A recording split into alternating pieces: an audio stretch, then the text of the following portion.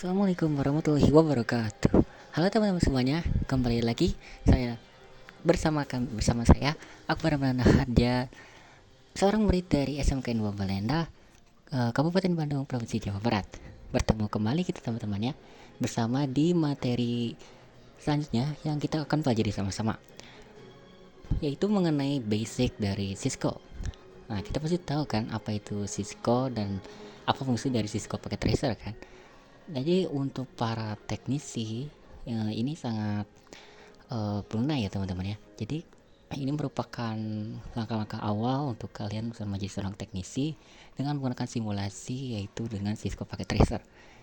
Di sini kita akan langsung untuk mempelajari materi-materi dasar dari Cisco Packet Tracer ini ya teman-teman ya. Di sini saya tidak akan melakukan praktik apapun, jadi saya akan lebih berfokus ke pengenalan materi saja teman-teman ya. Jadi mohon maaf apabila memang terasa kurang. Situ banyak sekali yang bisa kalian pelajari nantinya. Dan oke lah, mari kita saja lanjut ke materinya. Yang pertama kita dapat remote Cisco real device. Nah, Cisco itu berdasarkan dari alat-alat kita juga ya teman-teman ya. Jadi sini ada dapat beberapa alat yang pastinya dari seorang teknisi itu sudah terlihat familiar ya. Yang pertama itu ada switch atau router real device seperti di gambar pertama ini. Nah, switch ini berfungsi sebagai penghubung teman-teman ya, penghubung internet antara PC ke PC maupun dengan perangkat lainnya. Jadi dengan switch ini pastinya hal-hal yang seperti penyambungan kabel ini pasti akan maksud saya penyambungan antara perangkat ini akan lebih mudah teman-teman ya. Biasanya switch ini itu berdasarkan memiliki jenis 12 sampai 24 port teman-teman ya. Yang paling banyak dari yang saya tahu adalah 24 port. Tapi contoh di sini hanya memiliki 8 port teman-teman ya. Nah, itu tidak ada apa-apa. Karena memang semakin banyak port akan semakin mahal teman-teman ya. Lalu yang kedua ada komputer atau laptop. Nah, ini merupakan hal yang sudah cukup umum teman-teman ya. Dengan komputer atau laptop kita bisa mengakses internet dan semacamnya teman-teman ya. Dengan pastinya kita juga akan mengkonfigurasi internet dengan komputer atau laptop.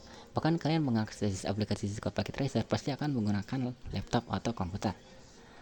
Yang ketiga terdapat cable console atau kabel konsol. Nah, kabel konsol adalah sebuah kabel yang nantinya akan menghubungkan perangkat seperti dari PC ke switch. Nah, di situ kita terdapat sebuah kabel TV yang nantinya ini akan bisa dipasangkan ke switch teman-teman ya. Sedangkan untuk kabel konsolnya kita bisa disambungkan ke PC biasanya teman-teman ya. Bisa juga terhadap laptop apabila laptopnya support. Lalu kita juga terdapat port konsol. Nah, pastinya kita tidak akan bisa menyambungkan kabel tanpa yang namanya port konsol. Nah, port konsol ini pastinya ada banyak jenisnya ya, tergantung kabelnya teman-teman. Tapi yang paling sering adalah port konsol dari kabel UTP. Lanjut, kita dapat remote Cisco real device. Ini adalah sebuah gambar utuh dari remote console device. Sini saya akan menunjukkan bahwa bagaimana sih dengan dari alat-alat tadi seperti kabel konsol, PC atau laptop, lalu switch dan juga port konsol itu sebenarnya bekerja teman-teman ya. Sini kita memiliki konsol cable seperti yang telah kita belakang tadi teman-teman. Jadi RJ45 atau DP45 atau konsol kabelnya itu terhubung langsung ke PC atau komputernya, sedangkan konsol port yang itu RJ45 itu disambungkan ke switch teman-teman ya. Nah, RJ45 atau RJ45 row over table, maksudnya row over cable.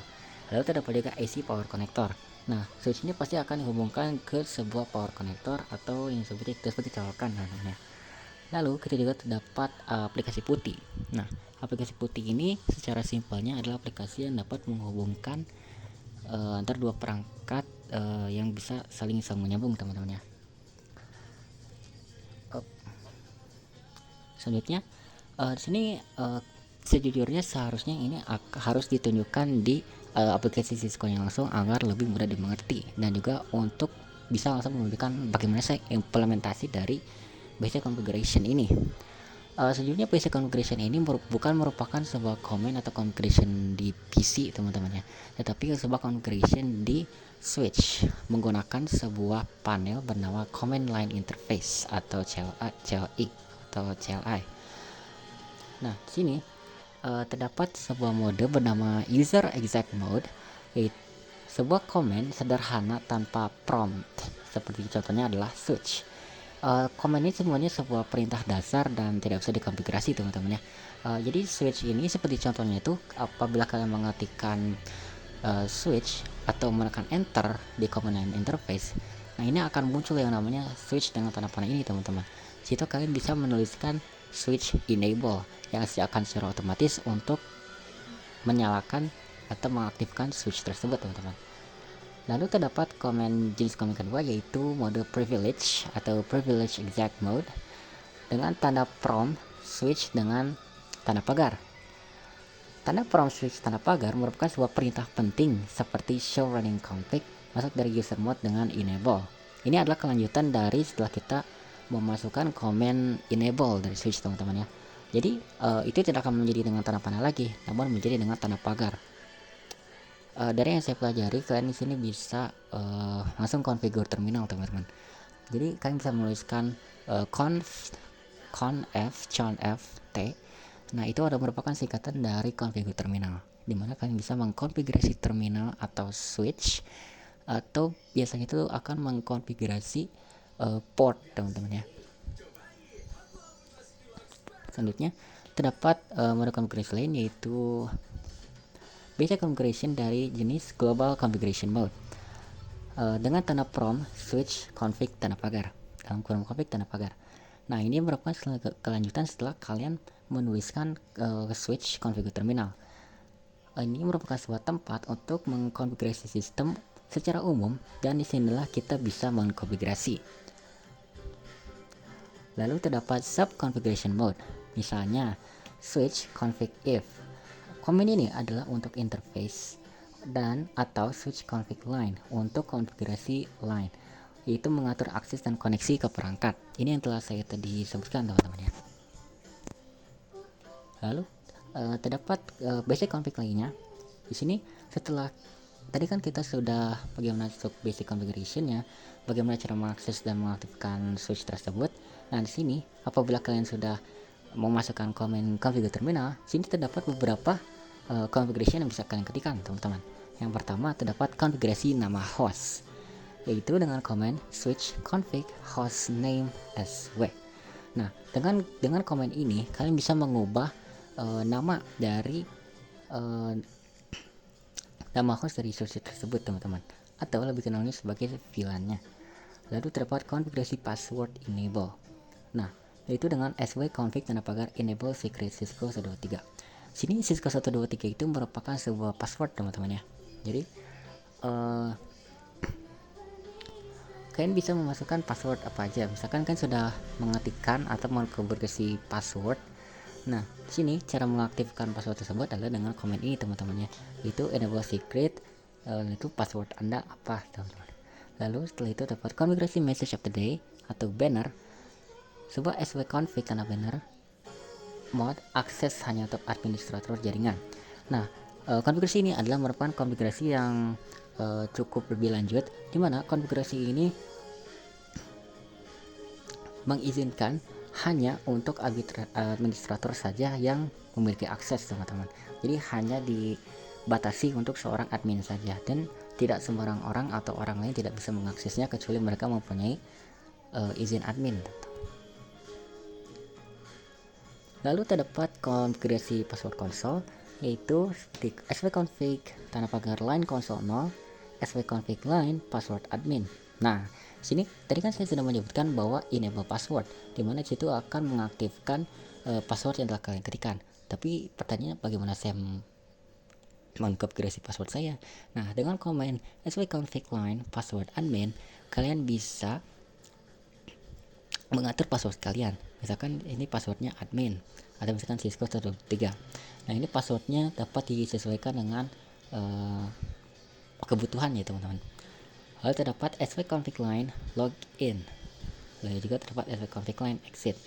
Login dan exit ini cukup basic ya teman-teman ya. Jadi contohnya ini hanya untuk login. Misalkan kalian ingin mengetes password, jadi kalian bisa menggunakan command untuk login misalkan. Lalu kalian bisa exit. Nah, untuk exit ini sebenarnya akan membalikkan kalian ke switch config saja. Jadi dengan switch config tanpa pagar lagi. Kalau kalian menuliskan tanpa exit lagi, lalu kalian akan balik lagi ke command line interface pada saat kalian awal-awal mengkonfigurasi switch. Tapi kita belum berakhir teman-teman, masih terdapat banyak konfigurasi lainnya, yaitu seperti konfigurasi password VTV atau telnet atau SSH. Telnet atau SSH ini akan kita pelajari di materi berikutnya, tetapi secara simpelnya svconfig line VTVQ. Jadi komen-komen ini berfungsi untuk mengatur password dari jenis internet teman-teman, entah itu telnet maupun SSH. Jadi di sini kalian tadi bisa login dan exit juga. Lalu di sini dapat simpan konfigurasi dengan command sw tanda pagar write memory atau sw copy running config startup config. Jadinya konfigurasi yang telah kalian lakukan, si switch itu akan menyimpan teman-teman.